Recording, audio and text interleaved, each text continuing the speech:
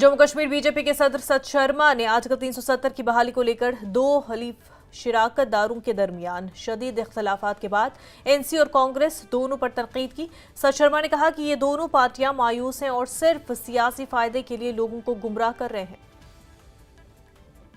यहाँ का वातावरण खराब करने में जो भूमिका इन दोनों पॉलिटिकल पार्टीज की है वो सामने उभर कर आ रही है।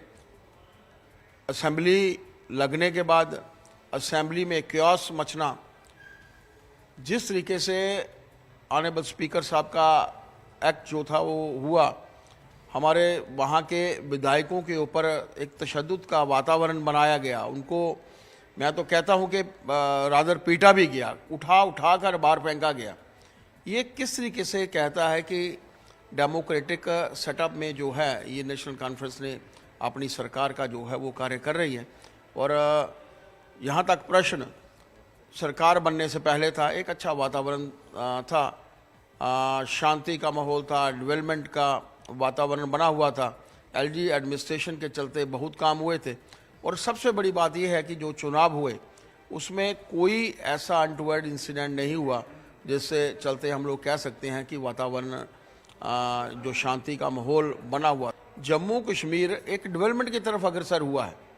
जम्मू कश्मीर में एक शांति का माहौल बना था और उस माहौल को ये दोनों पॉलिटिकल पार्टीज जो हैं बिगाड़ने को लगी हैं। इन दोनों को यहाँ की डेवलपमेंट की तरफ जो है वो ध्यान देना चाहिए। सरकार इनकी बनी है, हालांकि सरकार में कांग्रेस की तरफ से तो मुझे लगता नहीं है कोई शामिल है, लेकिन जो भी लोग इस सरकार में शामिल हैं उनको चाहिए कि यहाँ पर एक बढ़िया माहौल बने। होम मिनिस्टर साहब ने भी जहाँ जहाँ भी मीडिया से बात हुई है या अपने भाषणों में कहा है कि जब उचित समय आएगा स्टेटहुड जो है जम्मू कश्मीर को दी जाएगी, तो इसमें कोई बात नहीं है। और जब भी उचित समय आएगा एक अच्छा वातावरण यहाँ पर बनेगा, स्टेटहुड डेफिनेटली जो है। श्रीनगर में एक तकरीब के मौके पर मीरवाइज मौलवी उमर फारूक ने कहा कि मसले कश्मीर के सियासी पहलू पर उस वक्त तक तवज्जो नहीं दी जा सकती जब तक बामकसद बातचीत का आगाज नहीं होता और जब तक नई दिल्ली अपना नुक्ते नज़र तब्दील नहीं करता। मीरवाइज ने कहा कि वो चाहते हैं कि मसले कश्मीर हल हो। वक्फ तरमीम पर मीरवाइज ने कहा कि वक्फ एक मजहबी मामला है और इसे सियासी नहीं बनाना चाहिए।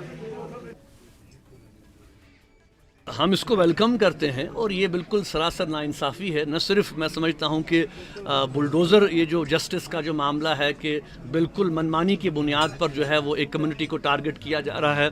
और आप देखें कि न सिर्फ इस हवाले से बल्कि आप देखें कि एक और बहुत बड़ा मसला जो हमारे लिए है वो जो इस वक्त जो जेपीसी बनाई गई है वक्फ एक्ट के हवाले से, तो उसके हवाले से हमने भी एक ख़त लिखा है जेपीसी के ज़िम्मेदारान को, पाल साहब को, और हम तवक्का रखते हैं कि जम्मू कश्मीर की लीडरशिप को और यहाँ की जो मजहबी लीडरशिप है उनको भी वक्त दिया जाएगा। हम इंतज़ार कर रहे हैं कि वो हमें वक्त दें ताकि हम अपनी तहफ़्फ़ुज़ात जो उनको तक पहुँचा सकें, क्योंकि हमने बार बार ये कहा है कि ये एक नाकाबिल कबूल अमल है। जो पूरे मुसलमानों के लिए वक्फ जो है वो एक शरई मसला है।